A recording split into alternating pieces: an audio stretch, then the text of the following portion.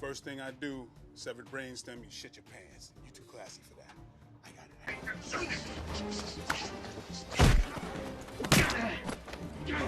it. Falcon Rising initiates with the tale of John Falcon Chapman, a seasoned veteran of the U.S. Marine Corps grappling with post-traumatic stress disorder, a consequence of witnessing the demise of all his comrades in the war. Coping with his struggles, Chapman frequently engages in a perilous game of Russian roulette, yet fate prevents his suicidal attempts as the trigger consistently fails to discharge a bullet. One fateful afternoon, within the confines of a convenience store, Chapman confronts a sudden ordeal when two armed robbers make an entrance. Unfazed, he dispenses sagacious advice, urging the criminals not to target vital organs to ensure their victims' survival.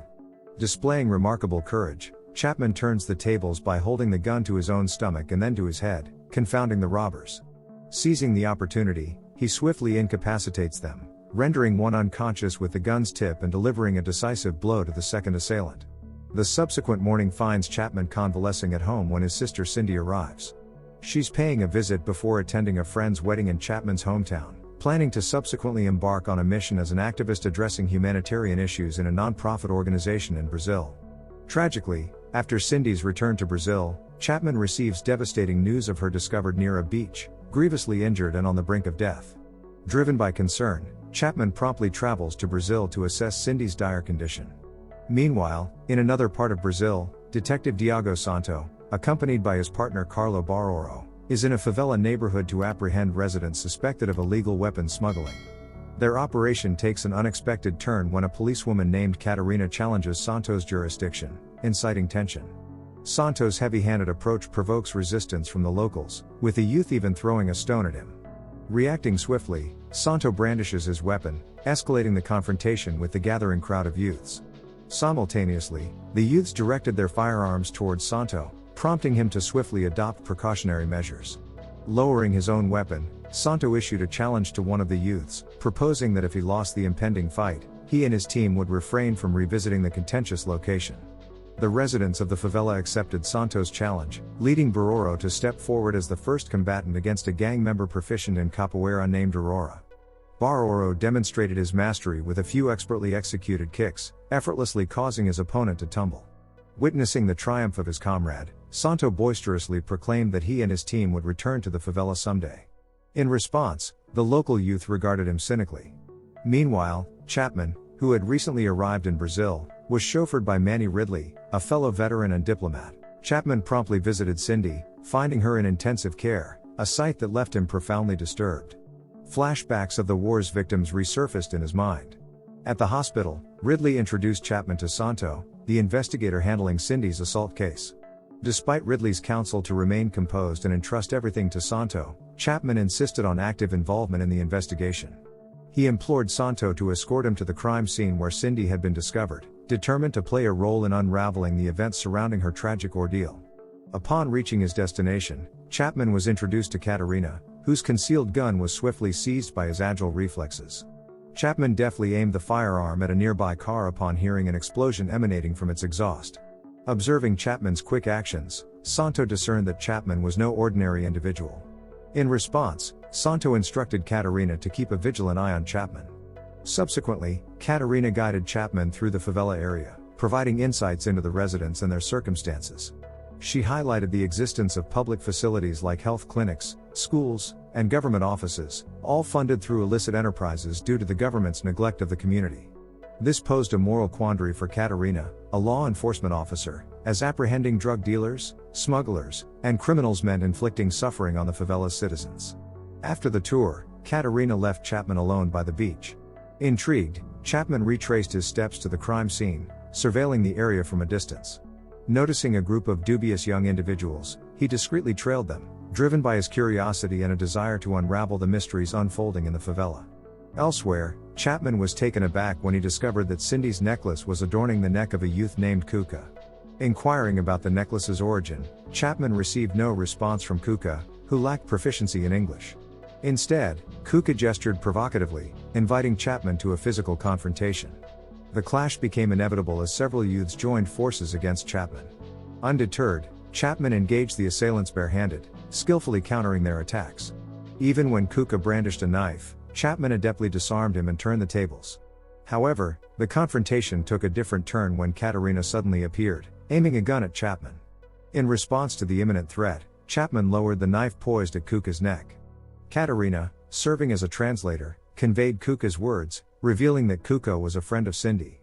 Displaying a photo of Cindy with Kuka, he explained that Cindy had personally given the necklace to his younger sister, who had mysteriously vanished before Cindy's grievous injury. It suggested a connection between the person who attacked Cindy and the individual responsible for kidnapping Kuka's sister. Before parting ways, Kuka handed over a notebook belonging to Cindy, entrusted to his sister. Hoping to uncover clues about the assailant, Kuka expressed his optimism that the notebook would aid in unraveling the mystery.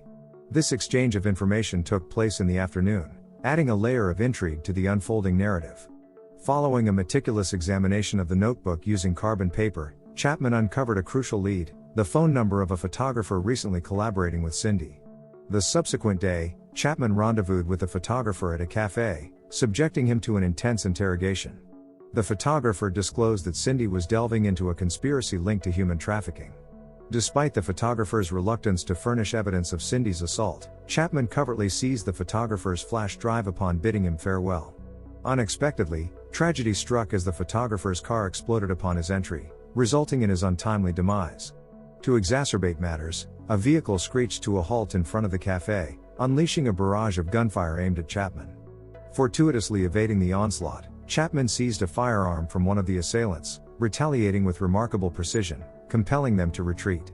Shortly thereafter, Chapman found himself in Ridley's office, scrutinizing the contents of the photographer's flash drive. The images portrayed Cindy with a mysterious man in a nightclub, presumably connected to the assault on her.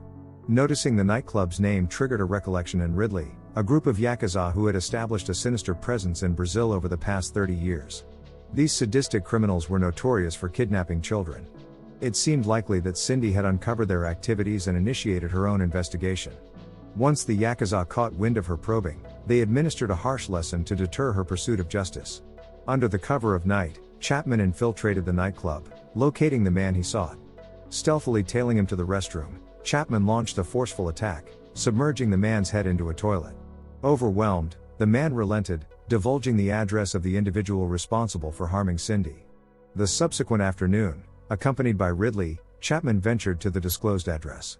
Simultaneously, Santo and his police team geared up for a substantial raid in a favela residential area, intending to apprehend drug dealers. The assault commenced without discrimination, with the police swiftly shooting and eliminating any youths attempting to evade capture.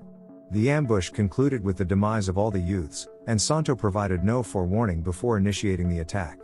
Amidst the chaos, one of Santo's subordinates, lingering in a secluded corner, chanced upon several Japanese men in black suits with children. Sensing something amiss, he apprehended the Japanese men. Shortly thereafter, Santo arrived on the scene, but to everyone's surprise, instead of upholding justice, Santo callously executed his subordinate, allowing the Japanese man to depart the favela. It became apparent that Santo was a corrupt police officer collaborating with the yakuza, compromising the integrity of law enforcement. Enabling the yakuza group to operate with impunity in their criminal endeavors, Santo unjustly shifted blame onto the favela youths for the yakuza's illicit actions. Meanwhile, Chapman reached his destination and insisted Ridley depart, opting to investigate the location solo. Unbeknownst to him, the site was the yakuza headquarters. Fearlessly entering, Chapman confronted and subdued several yakuza members. Before long, Chapman found himself confronted by 3 yakuza, engaging in an unarmed struggle. The disturbance prompted a vigilant yakuza guard to alert his superior, Hiromoto, the leader of the yakuza. In a distant courtyard, the bald Hiromoto, composed and expressionless, received the message. He approached a visiting guest, and a subordinate presented a lengthy box containing a sword.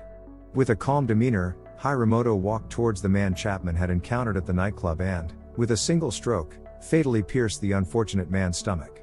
Despite the ongoing confrontation at the yakuza headquarters, Santo and Barora intervened, pointing their guns at Chapman. They demanded he cease attacking the yakuza. In response, Chapman revealed a briefcase containing documents detailing human trafficking cases, serving as evidence of the yakuza group's criminal activities. As Chapman was on the verge of departing, he discerned a slip from Santo, who had inadvertently mentioned Mr. Lima's name from the list of documents Chapman had provided. Intriguingly, Chapman hadn't previously mentioned Mr. Lima.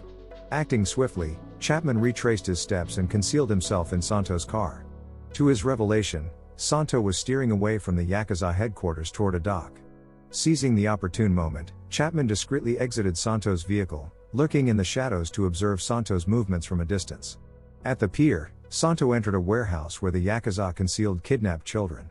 Chapman promptly contacted Ridley, urging police assistance to thwart the child smuggling operation.